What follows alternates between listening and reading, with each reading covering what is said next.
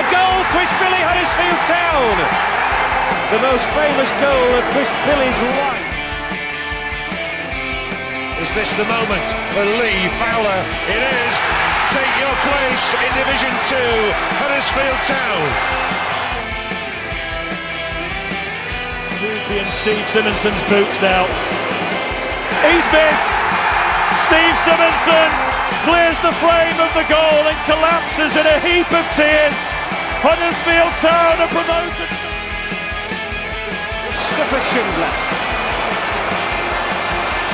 has a chance to write his name in Huddersfield Town legend.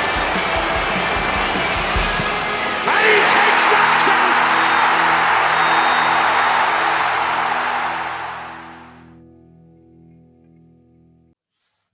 Hello and welcome to the Drive-In. It's Matt and Killer back again to guide you through a Reading preview for your drive-in on the way down to Berkshire on Saturday.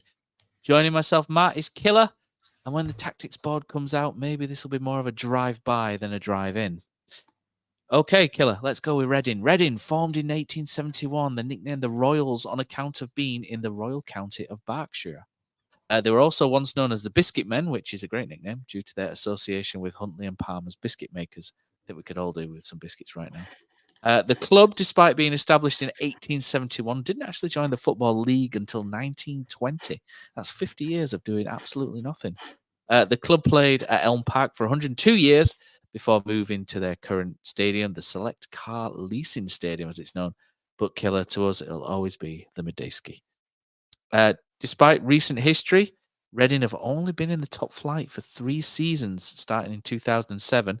And in terms of honours, their biggest honours are winning the Simod Cup in 1988 and the Championship in 2006-2012. And I think people remember that team that went up in 2006, went on that huge run and was pretty incredible by the end of it. And is one of the best teams that the Championship has ever seen. Okay, head-to-head. The clubs have met on 59 occasions, with Reading winning 27, Town 19 and 13 draws. The first meeting was in the bottom tier in 1975, which Reading won 2-0. Town only won 1 of 15 games against Reading from between 1987 to 1995, and older Town fans will remember a striker called Trevor Senior being a particular pest during that period.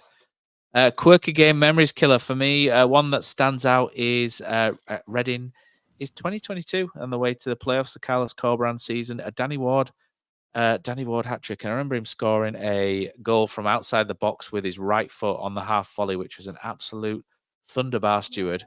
And it was pretty much the only good goal in the game. The other 6 goals were absolutely dreadful, but that one was good. And I do remember that game because I listened to Not the Top 20 podcast afterwards, and they said after that, neither Huddersfield or Reading are going to bother the top or bottom end come the end of the season. And Huddersfield Town finished 3rd. So there we go. They don't always get it right, do they? Killer, tell us about Reading's recent form. I'm just have to take a moment, Matt, and still get over what happened last couple of home games for Town. But I'll just calm myself down and we'll crack on with this one. Reading last year, when you're looking at Reading, you can't not look at the ownership issues behind the scene because everything kind of filters through that.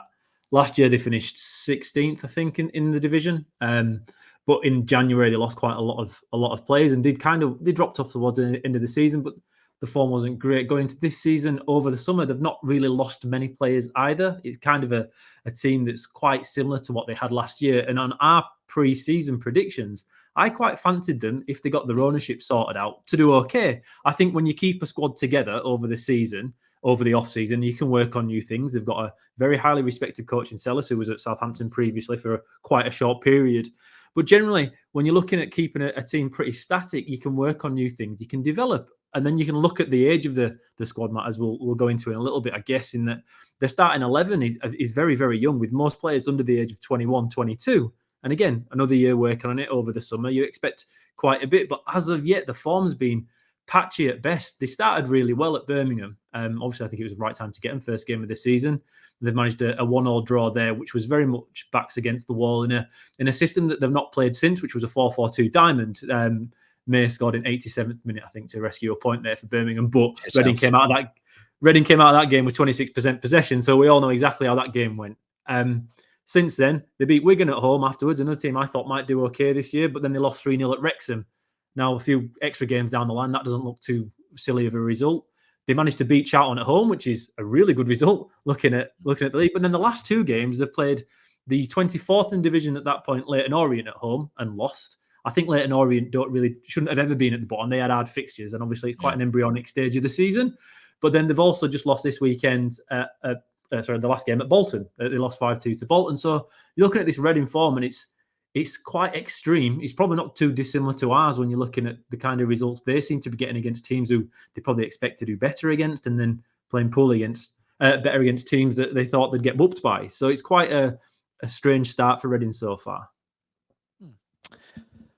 Okay, so let's find out from a Reading fan how Reading are doing this season. So I spoke to Alex from Elm Park Royals, and here's what he had to say on how things are going.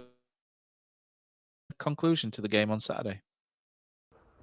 I would imagine that this weekend there probably will be a conclusion to the game. I think that the club, actually no, not necessarily the club, but Ruben Sellers has made it quite clear that on-field disruption only is going to harm the players and the staff at this point, and not really necessarily help the sale of the club or bring attention to it. So it's a difficult one for fans to justify at this point, particularly because we've still got a suspended points deduction from the abandonment against Port Vale last season. So I think there'll be a conclusion to the game. The chances are there probably won't be any on-field disruptions, tennis balls, whatever people might be thinking. I don't think any of that will happen, and that there will be a conclusion. So anybody who's leaving at God knows what time from Huddersfield to come down to Reading for the game, you should see 90 minutes plus of football, I would imagine. We haven't honestly been that bad this season. I think it's a really odd one, and I'm not sure our league position necessarily reflects the quality of football that we've necessarily played. We're sitting in 17th, and we've won 2 games from 6. But equally, the games that we've played Birmingham away, Bolton away, and Wrexham away. So we haven't had a particularly easy start to the season. We beat Charlton, we beat Wigan at home, both quite comfortably. Last time at home, we were very poor against Leyton Orient, and frankly, it was one of the most 0-0 games you could have ever have watched, apart from for a goalkeeper error. So I'm not sure that Reading are playing necessarily awfully at the minute, but it's a very difficult situation when we're playing against teams who probably have bigger squad depth than us. We don't have the ability to be able to change games if we do end up going in behind, or we don't score first. That's kind of what we've seen so far this season. Whenever we've conceded first, we've gone on to lose. The sort of 3 games that's happened in, all of them we've lost. The only one we haven't was against Colchester in the Carabao Cup, where we came back to draw, but then lose on penalties anyway. So, yeah, we're not playing dreadfully, but the results aren't necessarily reflective of the performances yet, I think. And I would imagine that we should, hopefully, fingers crossed, pick up. Expectations for this season were really interesting before the season started, and I think it was one where people had a very, very varied range depending on the person that you asked. Some Reading fans saw us finishing in the playoffs, others saw us finishing, bottom half and trying to steer clear of relegation again. I think kind of the generally accepted expectation level from Reading fans this year was if we could achieve mid-table and come somewhere in the region of 13th to 8th, that would be considered a good season. So it's an interesting one to say, are they going to be met? Because we don't know, ultimately, I think, and expectations could change from what they were at the start of the season versus what they're going to end up feeling like.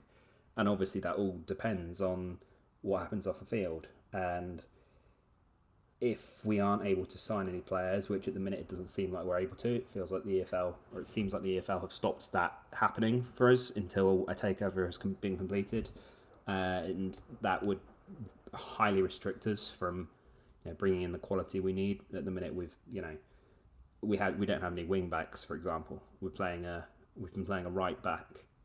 Right back has been filled by a central midfielder, and a central defender has been playing at left back for the start of the season. So it's a difficult one to really know whether we're going to meet those expectations or not. I would suggest at the minute. I would be happy if we, finished somewhere in the region of 10th to 14th still. I don't see that being a dreadful season by any means. We have a decent first 11, and if we can get an extra 3 players at some point in the next 4 to 5 months, just so that we've got some bodies in the squad, and our bench isn't being filled by 16, 18-year-olds every week, it would make a big difference. Off the field, the season has been better than last season, which is really bad to say because it's still really poor. We're still under the ownership of De Jong, and we can't sign any players. We've managed to sign 1 loan signing on deadline day, which it feels like it was very much done as a sympathy exception signing from the EFL, allowing it to happen because we are now not allowed to sign free agents again. So not quite sure how that one was allowed to go through. And yeah, I'll be honest, despite the fact that we are not in a position where we're missing tax bills and wages, etc. at the minute, because De Jong has now put in extra liquidity to the club, it feels like a worse position than it was purely because we're still in the position. Hopefully that kind of makes sense. Things still need to change off the pitch, certainly. There's so much missing in terms of it being a well-run club at the minute. And unfortunately, the elements which are run well, things like the academy, for example, who the under-21s beat Ajax under-21s this week, we don't know whether they're still going to exist once the off-the-field stuff is over because we don't know who's going to take over. So it's a very difficult one to really, pin down as to whether things are going well or not for the rest of the season because we just don't know what's going to happen. So I was quite concerned before last weekend about playing Huddersfield. Obviously, you started the season really well. I think you were top of the table at one point, and then it feels like over the last 10 days or so that things have kind of come apart at the seams at the bit. You've lost to Blackpool, obviously, and in midweek, and then you lost to Northampton last weekend, and I saw one of the goals which was conceded, and it was very funny. I'm sure everybody knows which one I'm referring to.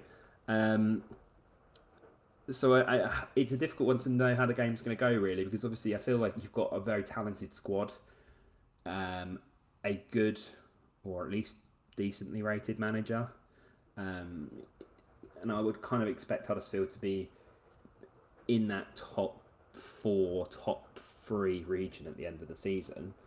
But equally, the last couple of results kind of give me a little bit of hope that maybe Reading can pull off a result, and I think we've had that really poor performance against Leyton Orient last time out at home. So I kind of see the game being quite close. It'll be an interesting one to see whether Reading score first, because I think if they do, they'll probably be able to go on and win. I think if Huddersfield score first, it will be a much more difficult game for us to get anything out of. Our key players this season, Lewis Wing still has been, really important for us. He's playing a much deeper role this year than he was last year, so you'll probably see less of him going forwards, but he's still very integral in terms of setting things up for us and making sure that the team moves the ball forwards. And at the back, Amadou and Bengwe and Tyler Binden are both really critical for us. They've been fantastic since coming in kind of in January, February time of this year. Neither of them really put much of a foot wrong, although both of them gave away a penalty against Bolton, so perhaps that's not quite fully accurate. But they're both good central defenders, and I can see both of them playing at a decent higher level going forwards. The other key player which is worth looking out for is Joel Pereira, but unfortunately he plays in goal and is injured currently, and Reading have had a bit of a nightmare in the last 2 weeks, playing both the second keeper, who is David Button at Bolton, and also playing the third goalkeeper, Boyce Clark, who comes from the academy against Leyton Orient 2 weeks ago. And unfortunately, neither of them have really put themselves in a position to kind of take the opportunity for the next couple of weeks while Joel Pereira is injured. So nobody knows who's going to play in goal. And whoever does play in goal, Reading fans probably won't feel that confident with the selection, I would imagine. And that will be, keeping shots off target, keeping the shot count to a minimum from Huddersfield is going to be critical if Reading are going to get much out of it, I would imagine, unfortunately. I think as a prediction, I will go for a sneaky 1-1 draw. I don't think Huddersfield have drawn a game yet this season, so it feels like it's probably the right time. I think most Reading fans would be quite happy with a draw.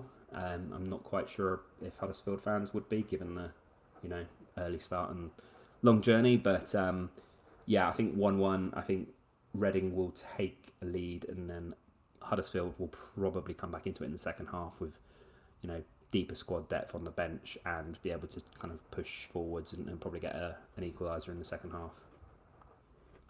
So with it being a 12:30 kickoff, going for a beer pre-match is probably quite a difficult one. I'll be honest, I'm not sure how many places will be open for pubs pre-match. The fan zone outside of the Sir John Medeski stand at the ground is usually fairly busy, and I would imagine that you would get a reasonable pint there. It's not super expensive. Well, it's kind of expensive. It's not super expensive for a football ground. Other than that, you're not really given a whole heap of options, unfortunately. The only other options within a reasonable walking distance are the World Turned Upside Down, which I don't know if it will be open for 12:30, and then the Holiday Inn Hotel, which is just off of the M4 Junction 11. Again, whether that bar is going to be open before 12 is another matter, unfortunately.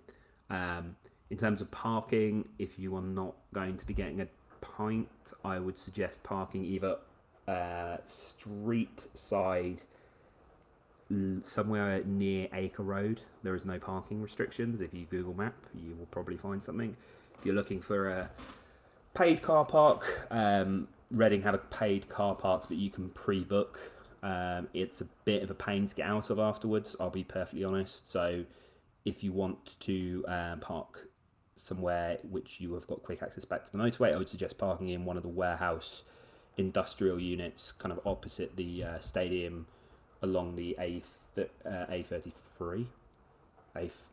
Along the main road in Reading. There's an industrial estate which you can park in, and usually it's about a tenner for a car parking spot there. However, you will be able to get out of there relatively quickly back onto the motorway.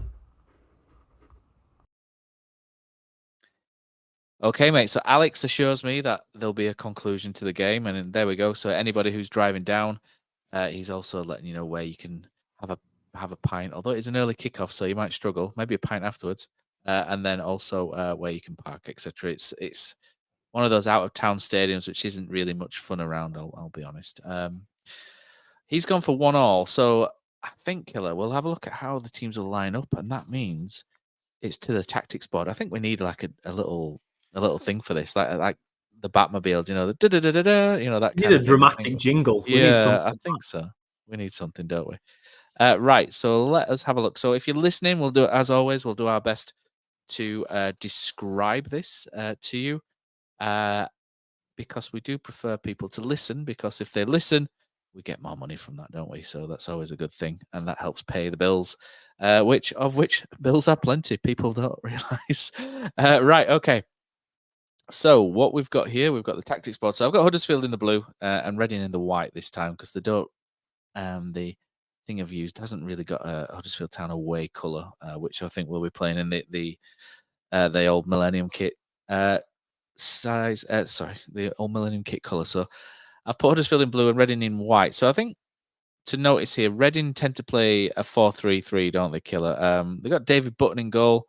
A guy who has really come in for some criticism at West Brom recently. He's well, I think he's been called a bit of a flapper at times. I think they've had trouble with David Button in previous years, Alex Palmer, and a few others at West Brom. So they've obviously not got over Sam Johnston. So at the back, so there's a couple at the back. So they've got quite a young side, haven't they, Killer? Who we've been looking at. So in terms of the lineup, Craig at right back. He's 21 years old, so it's almost the opposite to Northampton, is it? Where Northampton were quite experienced and older in the tooth. It's, when you sit here, we're too old now to play professional football, obviously. But we're old in the tooth. These are still kids out there to us. But they've got this. The centre back's interesting. They've got Amadou Mbengue at centre back, a Senegalese centre back who again 22. So he's quite young as well, and they've got alongside him, they have Bindon, Tyler Bindon, New Zealand, 19-year-old New Zealander. That's a really interesting one as well. I feel like we need to know more about Tyler Bindon. That's a really sort of interesting one, isn't it? So he's had an international career. He's played for the United States under 19s, New Zealand under 23s, and he's got 10 caps for New Zealand. That's really interesting. So he's apparently signed from the LAFC academy as well. So that's I always quite like really sort of vague and interesting players like that. So that's pretty cool. Tyler Bindon. So 19. So again, very young, very very inexperienced. Left back, they've got Gerald Dorset, again 22. So that's another very youngster, a Montserrat international. People of our age, Killer, will remember our Montserrat international, who was Junior Mendes. Junior Mendes. Yeah, it was. Yeah. So that's their back four. So in midfield, they've got Lewis Wing, who will pull the strings. He's a pretty decent enough player. They've got the other two that have played recently. Harvey Nibbs, who was linked with us really randomly about 12 months ago, or maybe 12 to 18 months ago, seems to be playing in the left of midfield at the minute, although he might play further ahead. And then alongside him as well, they've got Ben Elliott, who again another youngster. I think he's on loan from Chelsea, isn't he? He's 21 years old, or is ex-Chelsea. He's going to be in that midfield, which probably means there's not going to be much room for Mr. Savage, Robbie Savage's youngster, Charlie, who is appearing on the bench for them. And then up front again, Chem Campbell on the right, on the left, Kelvin Ibitatiaman. Can we say it? No, it's Hibatiaman, isn't it? Who plays on the left side there, and then up front, Mr. Smith, a much easier name to sort of pronounce, Sam Smith, not the singer, but striker. So it's not exactly a team full of household names, Killer, but it's one where they're building for the future. They've got a really good young manager. I really rate Ruben Sellers.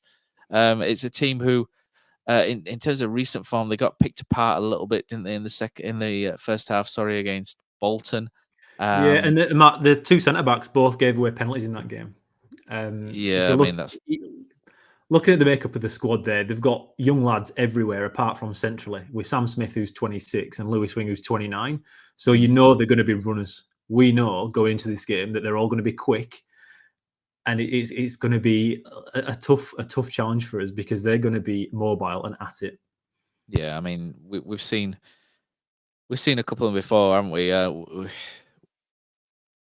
We're sort of looking at Harvey Nibbs. We know a little bit about Harvey Nibbs because obviously we're linked with him, and we know he's quite tall. He's quite leggy, if you like. So he's going to run all day for you. And then again, Campbell on the right is quite quick. I've seen little bits of him in the past. Elliott as well. Lewis Wing gets about the pitch really well. We know a lot about Lewis Wing from when he was at Middlesbrough. He's played obviously at Wickham as well, so he's played a little bit against us. And then you've got the man with the long name, Mr. Kelvin, on the left-hand side as well. Seen tiny bits of him as well. Another 21-year-old Nigerian who's got a little bit of pace as well. So they're going to be really, really interesting to play against. But with youth comes inexperience, and that's where Town can all man them. And this is where we look at Town's current system, and me and you haven't liked this system since pre-season, have we? For Town, we haven't loved it anyway. I think the main the main thing we mentioned, I think if people draw their minds back to the Limassol friendly, and me and you sort of sat there and went, every time they play a diagonal into the space behind the right centre-back and Sorensen, Huddersfield are knackered every single time. And unfortunately, people have kind of found that out in League One, and they've found out that if they sit deep in, if they sit deep with, sort of 7 or so defenders. I mean, Northampton sat deep. What they kind of did was they pressed high initially, and then if Town broke that with the 3 up front, and then if Town broke that, they would sit very deep and then leave these the 3 up front a little bit more advanced, and then just bang it long to them into the corners. They would go wide behind the wing backs, and Town's system, really, you have the strikers pushing up, and the strikers are starved of space because the midfielders sit in. And then that means, and what I don't like about this system really is the 2 central midfielders both do the same role but on opposite sides. So anybody who plays Football Manager will know that that's a Mazzala, an attacking Mazzala. And they go into these sort of high areas here, and the wing backs kind of push on as well, like this. And that just leaves such a massive gap in the middle of the field here, where Huddersfield Town struggle to make passes from any of these defenders and the number 6 into the sort of more forward areas. I mean, Joe Hodge for me did better on Tuesday. There were flashes against Blackpool where he's taken the ball and turned out, or he's been able to beat a man for skill and then play it wide to either Sorensen or Headley, and then things have started from there. But generally, what I hate about this system at the moment is that these 2 midfielders are going up into the half space. They're not playing central midfield. They're going up into half spaces, which typically in a 4-3-3, you wide attackers play and drop into those spaces, or a number 10 does. And it's just leaving this huge gap between the number 6 and Wiles, Evans, or Kane, whoever's played there. And it's just, there's nobody sort of dropping in and then linking between them. And there's a couple of, we looked at a couple of stills earlier, didn't we, when Ben Wiles misplaces that pass back to Joe Hodge. And the reason Town are in so much trouble once that happens is because Sorensen is way up on the other side here. And yeah. I get that Sorensen can be way up on the other side, but the problem is Kane's way up high there as well. So Ben Wiles has knocked the ball back into Joe Hodge in this defensive area. And then there's absolutely nobody again in this space for him to pick out. And really, Kane should be dropping in here and then being that link then to knock it in. And I realise Duff wants to get the ball forward, but the problem is, if teams sit back against us, the players up here get crowded out, and they're also sitting in the passing lanes as well. So that that these guys here will tend to sit in the passing lanes as well, and then therefore they cut off a lot of options for the likes of Hodge and the defenders as well. And the defenders aren't, they aren't Franco Baresi, and Lothar Matthäus. They're all right apart from Saturday with that first goal, but they're not going to be able to pick it out. And the system for me is just falling down because the 2 central midfielders beyond Hodge or Hogg are just way too far forward, and there's just such a gap. It's not even, sorry to jump in there, but it's not even when we're on the ball. Off the ball, we spoke about this yesterday in the game. There was a moment, 10 minutes in, when Herbie Kane's pressing as if he's the number 9. He's pushing on the centre-backs, and now... And there's 2 strikers. Why is that? I don't know why we're pushing so high, but the thing that it tells me... Well, and the thing is with Kane, he's just come back from injury. He's not of a physical... The physical way he plays the game doesn't lend himself to do extra running. Let's just put it that way. You think you need to reserve him a little bit more. You want him to start create. You want him to be able to create chances in 70, 75th minute. But I honestly believe, Matt, we're burning players out on our press. The blueprint to beat Town has become, and it was right, Matt, in that Limassol game, you could see the weakness. And Stevenage and Shrewsbury kind of worked out in the second half, but it was a little bit too late for them to dominate the game. Now, we're going up against teams where they're going to go at it from the off. I think we'll always be fine playing Duff's football this way against teams that want to play out from the back. We can press high if they constantly want to play short passes. But if we're overcommitting on the press, like you say, Matt, with our attacking midfielders, and then what Blackpool did really well yesterday is Bruce had them playing nice little triangles at the back initially. So what they'd do is they'd pass a little bit out from the back, and it's like a false sense of security where Town think, shit, this press is on here. They think that they can sense that they're in trouble. So everyone engages in this press. The moment that press engages, and Sorensen sits a little bit higher, Blackpool dinked it. That's what they were doing. They were trying to get Town to bite, and as soon as it happened, then played it. The problem then is your attacking midfielders are out of position, so they're having to burn it to get back into shape. If we do win the ball back early on that first ball, Matt, there's no surprise there's no one to pass to because they've just been trying to press really high and they're going to fall back in. And 10 minutes in, you're a little bit tired. Then 15, 20, 25 minutes of doing this, you're burning it out. I asked Matty Glennon when we had him on the podcast why this was happening in the second half. And now watching it a few more games in, I reckon our second half performances are going downhill because we are tired from pressing too high. And now if that's an individual error, Matt, that the players aren't pressing how Duff wants them to do it, or if it's a systemic issue where Duff's football isn't right for the players we have or just isn't working anymore because of the massive weaknesses we have, I'm not entirely sure. But when us idiots can pick this out in the first game of pre-season that most of us saw properly, where it was more or less a first team, if we can see it, there is no hope that other teams won't work it out. And Bruce pulled an absolute masterclass of tactical football against us yesterday. And it felt like we were the away team in that game. And it's very rare. I felt like that as a Town fan where we've had 2 home games in a row. And obviously it's League One level now, but against teams you're expecting to beat or to do well against and be thoroughly outplayed. There's ways to lose games. The way we've lost these last 2 games isn't misfortune, isn't just one of those like Rotherham away where it kind of just went away from us a little bit. It's a really big problem there. And like you say, Matt, I honestly believe it's from the attacking midfielders being too high. We've tried so many different partnerships and nothing's working. But that hole in the middle is creating all sorts of problems. That's not even to mention how high our defence have decided to sit. Twice, the first time Hamilton was through on Tuesday was unbelievable. I mean, Herbie Kane's so high up the pitch at that point that other people are having to compensate to press, and Tom Lees presses up because the number 9, Kyle Joseph, is in his own half. But the thing is, the ball is obviously going down the line, and then Lees steps forward because to engage the number 9.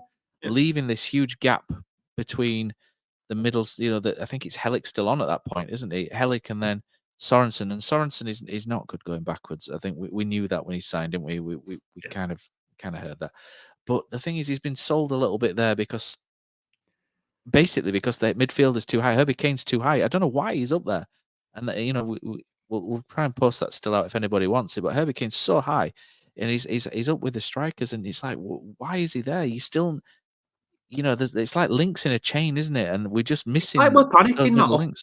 Off the ball. We're panicking, and we wanting to get the ball back as quick as possible, and we're overcommitting. And teams knowing we're overcommitting. But the thing is, our strikers aren't pressing. This is the problem. The midfield is pressing, but the strikers aren't. Apart from maybe Karoma here and there, Ladapo was doing absolutely nothing off the ball on Tuesday.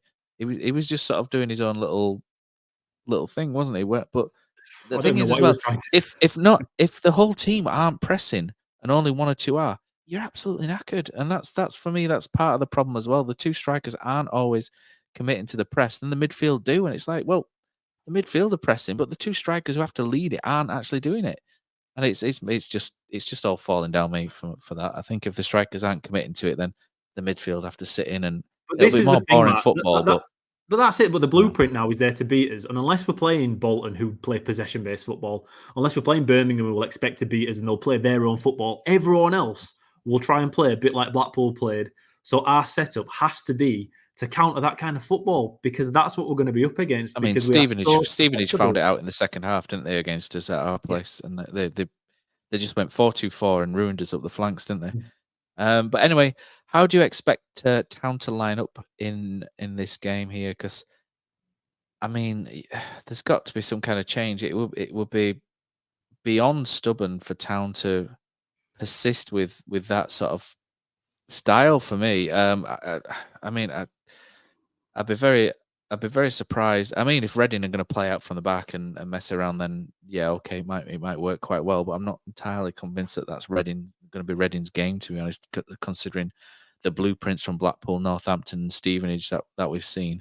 Matt, how about do you think it's a good idea to do this in regard? We'll kind of go with what we think Duff will go with, and then what you'd go with as a little alternative. I think Duff will keep it. I don't think Duff will change it. The system. No, I think he'll keep the system exactly the same. But even the personnel within it. And would you do? I think if Hoggy was fit, I think he might be tempted to put Hodge at one of the more attacking roles. But But if he's got a groin injury, then he's not going to be fit. If he's got a groin injury on Tuesday, he's not going to be fit on Saturday. It's going to be very unlikely. At Hoggy's age, and he's always recovered. I remember Hoggy we all thought he broke his neck against Bristol City away in 2017, and he were back week after. So he's obviously got amazing powers of recovery. But for me, I think he'll keep it as it is, and I'm not even sure if he'll change the side that much, to be honest. Miller's not right, is he? Still, I don't think he's going to be playing. So it'll be Headley. So it's going to be, and I mean, Hellick's gone off injured, which is a bit of a shocker, really. If he's got a hamstring injury, he's not going to play. No. You would imagine. So it'll be Nichols. Tom Lees will probably move to the middle, or Matty Pearson potentially, but I think he'll go Tom Lees. But I'm really reluctant on Brodie Spencer playing centre back at the minute, because having watched him play there, I like Brodie a lot, but he switches off so badly, and it's not once, it's over and over and over, and it's so easy to get the wrong side of Brodie Spencer, and we saw that against Blackpool, we saw it against Stevenage when he gave the penalty away, we saw it against Peterborough when he should have given the penalty away. I don't think centre back is Brodie's position, I'm afraid. He's a right back, and he's an orthodox right back to me, but I think he might be. So I think so. I think so too. And he'll play Lees and Big Nige. Yeah, I think so too. I just don't know what Matty Pearson's done not to get a chance. I thought he might have had a few minutes. Got sent off against Walsall on Tuesday. Yeah, must have been that. But I'm with you on Brodie. I'd probably even opt for Pearson over him, to be honest. If Sorensen's starting as a right hand side wing back, Brodie on Tuesday night wasn't good enough. I initially, when Hellick went off and Lees has swapped to centre back, I thought maybe this is actually going to make us a little bit better. But to be honest, it looked no different. No, we got worse. I thought. Yeah, well, you could argue that, but it would definitely no better. And we said in pre-season predictions for the season, in that is Spencer going to be like expendable just because of the system that Duff wants to play? He's not going to be a wing back because he hasn't got enough pace or drive, I think, to offer what Sorensen does. It's a bit heavy touch. He's got a heavy touch, hasn't he? It's just a right back. He's a fullback. He's a fullback every day of the week in a back four. That's what he is. He's a good fullback, and for his age, he's really good. Yeah. But he just doesn't fit this system. But then, Matt, you're going to have Lees and Pearson and Lonvik. Is that the other suggestion, or? Yeah, I mean that's pretty much it, isn't it? Which then means that you wing.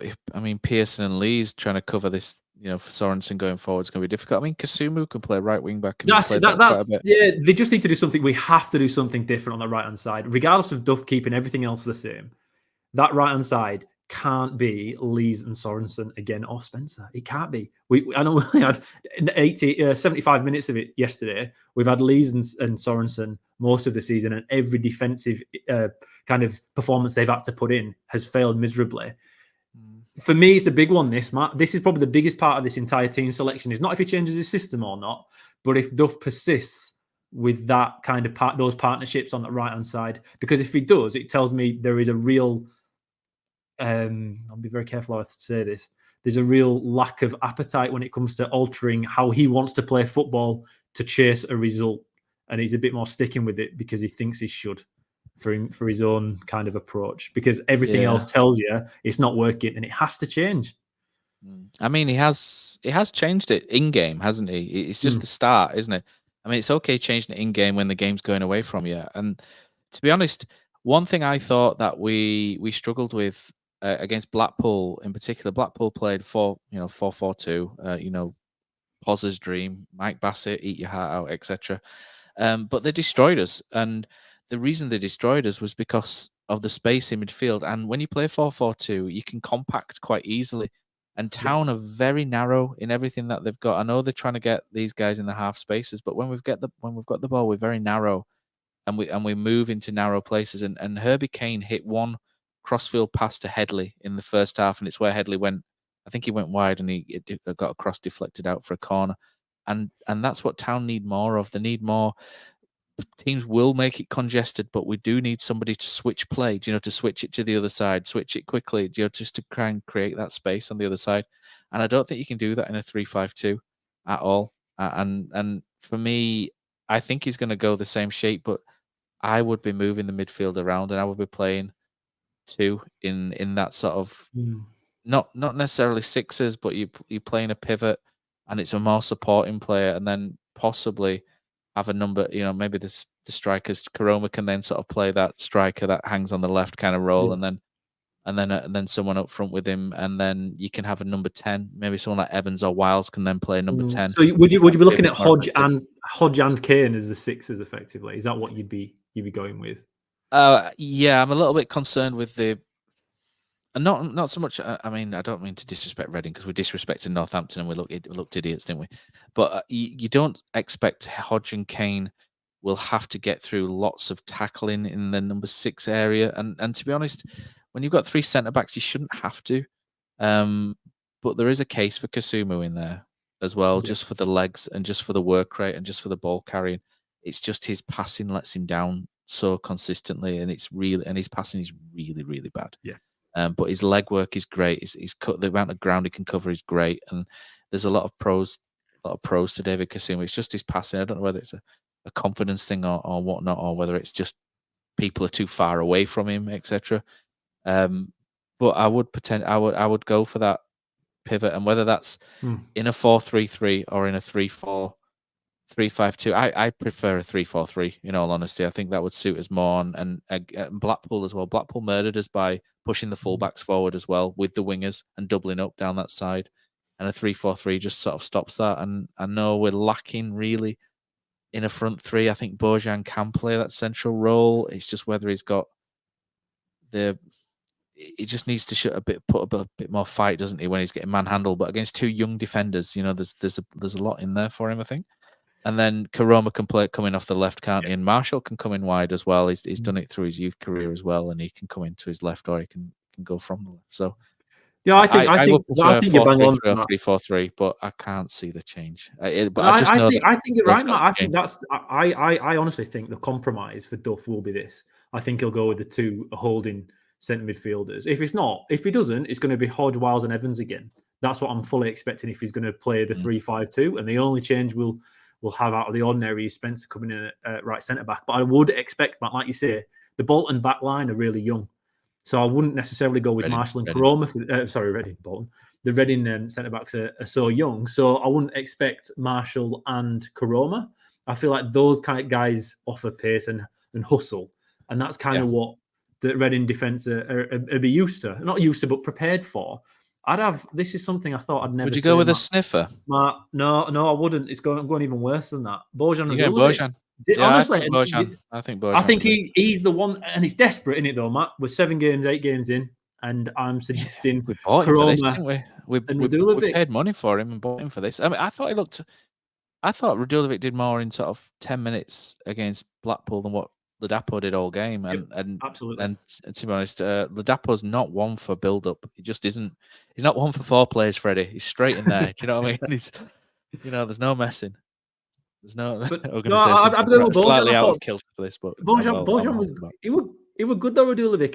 He looks. I swear, he looks bigger. He drops into spaces brilliantly. Does Radulovic? He's brilliant at dropping into spaces and linking. It's just his pace, isn't it? He doesn't have masses of pace to get behind, and you can't bang long balls to him either, because he's just going to get. Although against a 19-year-old, you never know, but he does struggle a little bit. But I preferably for me, it would be a 3-4-3, and Radulovic would be a central man, and then you'd have two off him, and then you can use these to sort of look into these different areas here, and you can go through.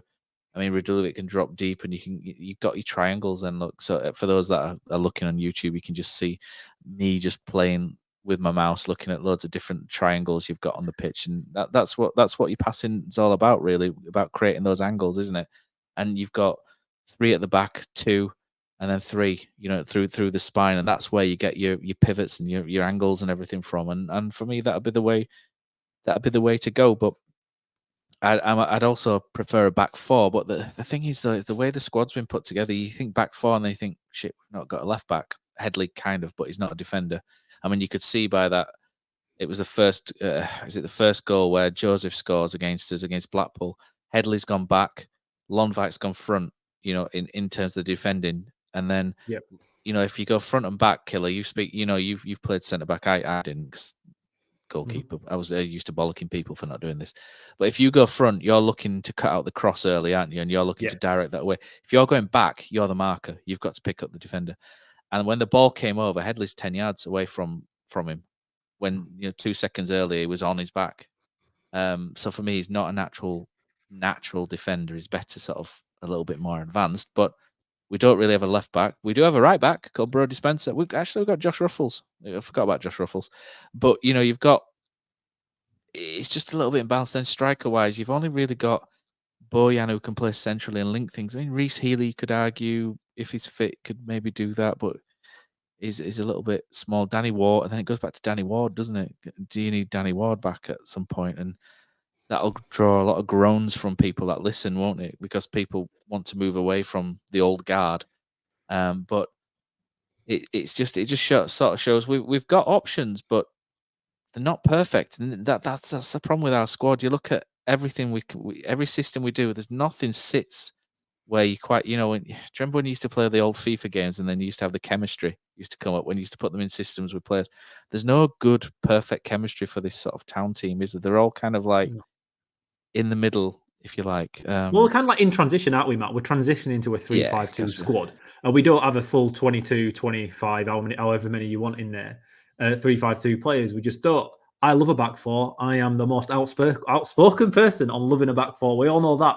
But the 2 times we have gone to a back four, we don't look like we know how to play in a back four. And it's not the defensive back four that struggles. It's the midfield and the forwards then just don't look right. Like even yesterday when we adjusted, 53 minutes in, I think, Matt, is that when we went 4-3-3?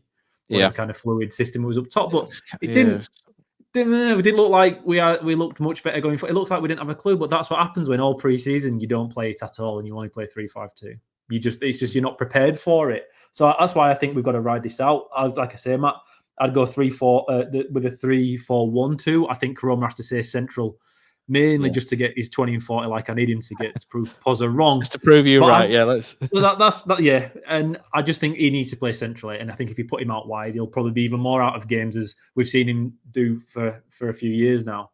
But it's a massive one. It's another massive game because it was booze at the end of the game yesterday. The feel-good feeling around the club's just disappeared, hasn't it, in 2 games?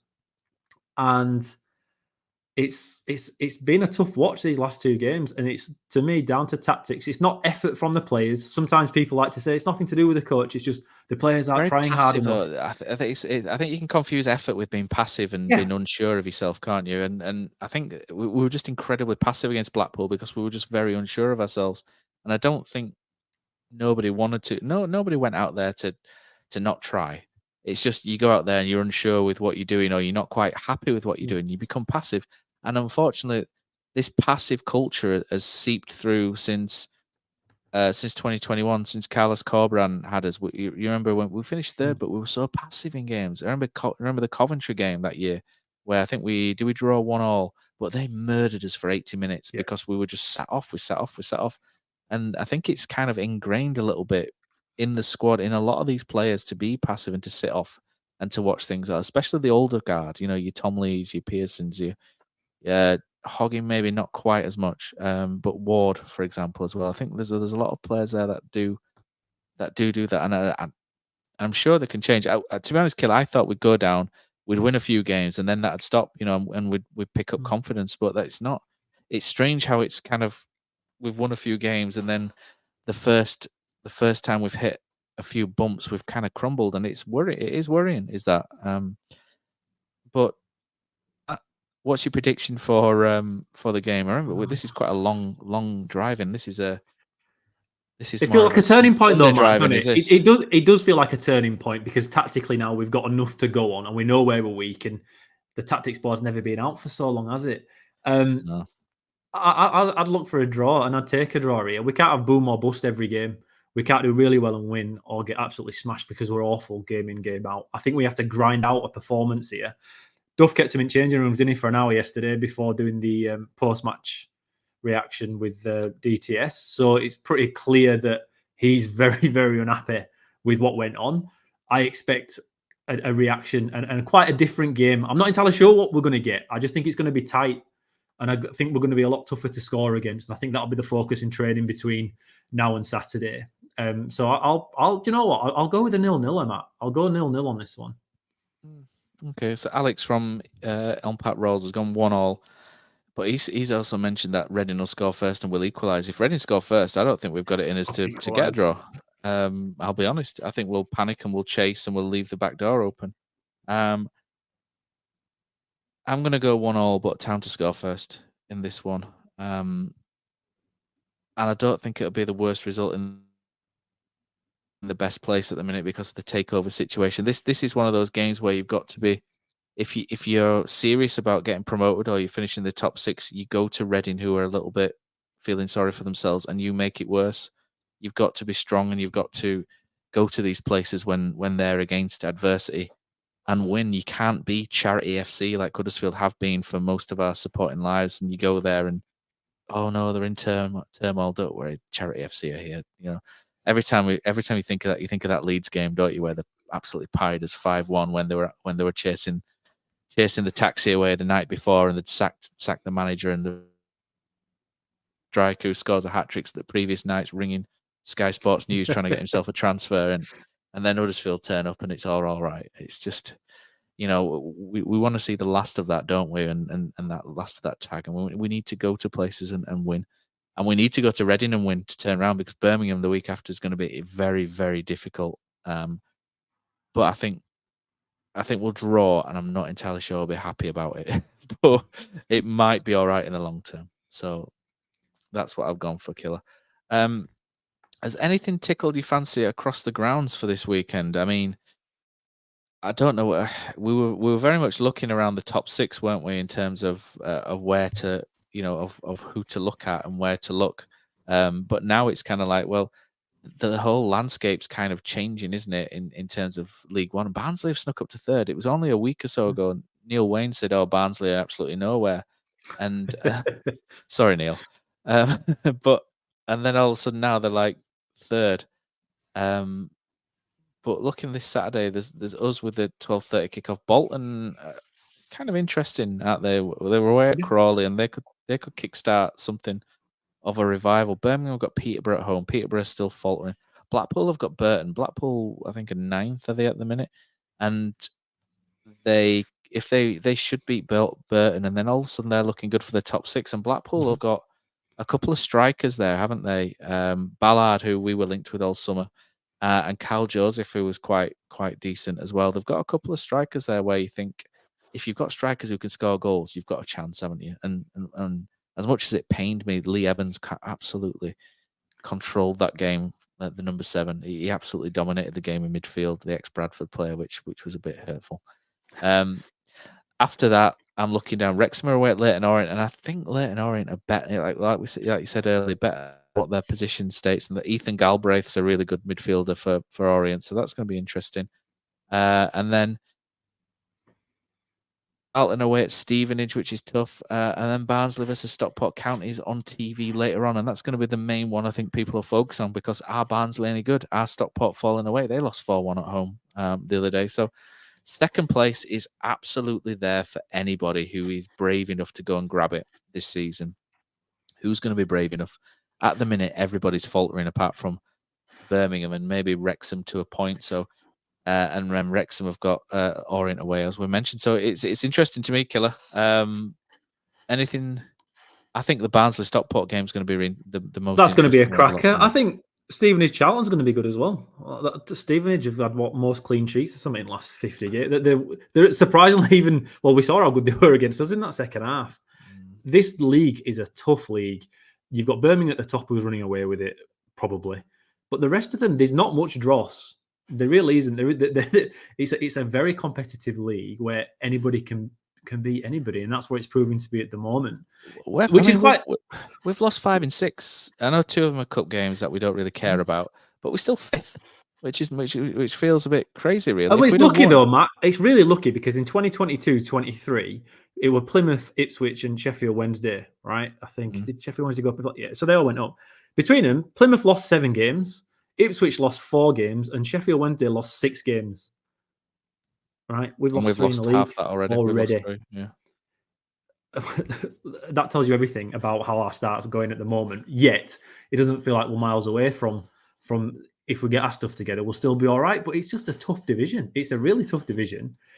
Like say Leighton Orient were bottom of the league 2 games ago. 2 games ago, Leighton Orient bottom of the league, but then you have a quick look back through the fixtures and you're like, all right, that's why. 16th now, yeah, they're on the way up. It's that magic formula, Town. You just that's what you're clinging to, isn't it? That it'll change something, and all of a sudden it's like, clicked. Oh, that's what we need to do. That's what you think. Like yeah, exactly. But even Reading, right? So Reading so far, Bolton, Leighton Orient, Stockport, Charlton, Wrexham, Wigan, and Birmingham. They've not played any dross either. Like regardless of where they were in the league at the moment they played them, they've had an hard set of fixtures. And it's another reason why this game is going to be very, very tough for us. I think in the next 4 to 5 games you'll be able to work out who will be there and who are kind of pretenders at the moment with a bit of a softer run of fixtures. But it's a tougher division than I thought it were going to be, Matt. Maybe not the quality of each single team, but it's the organisation, isn't it? Yeah, and it seems to be a lot better than last time we were here. That's all. That's my impressions watching it. It feels like you don't reckon. No, I think the football's better. Not at the top. I think maybe there's probably more analysis and more tactical awareness in the poorer teams. I mean, like you got Tyler Roberts though, Matt. Now you got Tyler Roberts at Northampton. Yeah, I think the Championship is much better. So you've got the players naturally filtering back down to League One, and most. No, like, honestly, Tyler Roberts playing for Northampton, and again, I don't like saying teams like that. I think that's a disrespect. A lower budget club deserves. But yeah, it's Tarek Fosu as well. That's an interesting. Fosu were playing in the Premier League and not too long ago, very very few appearances, but technically it counts. And they're at Northampton. This is what you're up against. This is no walk in the park. And I really think Town fans have kind of just realised this. I think a few people might have walked into this expecting it to be much easier and a bigger drop-off than it actually is. And as not only fans are finding it, where Town are as well. I'll be honest, I think League One's rubbish. I do. I think it is rubbish. But I do think there are a couple of teams that are better than them, maybe you suggest. But I think it's patchy. I think what you'll find as well as the season goes on, form will be really patchy with a lot of them. They'll play well for 6 games, and then 6 games they'll be absolutely useless. And I think we're perhaps in that group at the minute. But Peterborough on the home game, the first game of the season, they most clean sheets and most goals or something last season, and we went there and absolutely piped them, didn't we? So I mean, we'll see how it turns out. I think we need to wrap up, don't we? Because we're in danger of going for an hour here. In fact, when the adverts go in, it'll probably be over an hour, and people will be like, "What are these guys doing?" But it's a long trip to Reading, so there's more of us to go for you. But yeah, I mean, Exeter are coming up as well in October and things like that, and they're sat in the middle, and I think that's won 3, lost 3, and it's those games where what Tom Lees was saying, and I think the overreaction to the Tom Lees, I think there was a big overreaction, to be honest, to the Tom Lees thing. I think what he was essentially trying to say is that nobody's going to give us an easy game in this league, and that they're not going to let us walk over them. But he kind of went really round the houses in how he said it. It was a really he kind of went zigzag to make a straight point, didn't he? But I think that's the whole point, is that, I mean, we're a big club in this league, but we're not. I heard talk before on Radio Leeds of us comparing Northampton to coming to Huddersfield like we went to Man City in the Premier League, and I just thought that was a bit of a stretch. To be honest, it's not that big, it's not that cavernous in terms of budgets and what have you. But and Huddersfield aren't Man City in any league, unfortunately. Maybe in the league you coaching, Killer. But I just feel like there's too much complacency as well in the fans. When we came down, there's complacency all over the place. Definitely in some of the earlier games we saw, especially at home as well. There's all sorts to fix, and I just think people calling for Michael Duff's head as well is just crazy as well. I think you've got to give someone time to fix all of these issues. And for me, the way he talks and the way he sort of handles himself, I think I'm not 100% sure he's the right man, but I think he's as right as we could get now. And I just want to see the whole Michael Duff thing play out, and I want him to get every chance to make us better and to turn things around. And where he's come from and what he's done in the past has all been good. And this happened at Swansea and it happened at Barnsley. And at Barnsley they stuck with him, and he got them after the new year. He went and got into the Premier League playoffs. What am I talking about? At Swansea, they binned him off quite early because we drew with them. So we saw him off. But they only gave him till what, October, November, something like that. You need to give him time. So I hope that people will give him that. And there's nothing will do that killer more than a couple of wins. So there we go. Enjoy your trip down to Reading, guys. Anything last from you, Killer? No, we've gone on for a Need to go, long mate. time here. Hopefully the game lasts longer and they don't try and get it abandoned. And it's not been a worthless No tennis listen to. balls either. Yeah, so thanks for listening, everyone, and we'll be back again previewing the Birmingham game.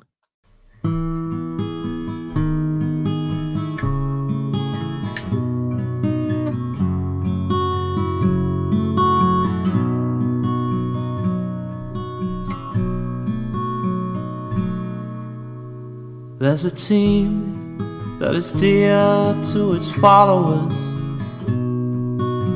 The colours are bright blue and white. They're a team of renown, they're the pride of the town, and the game of football is their delight. And all the while upon the field of play, thousands loudly cheer them on the way. Often you can hear them say, who can beat the town today? And then the bells will ring so merrily, and every goal shall be a memory.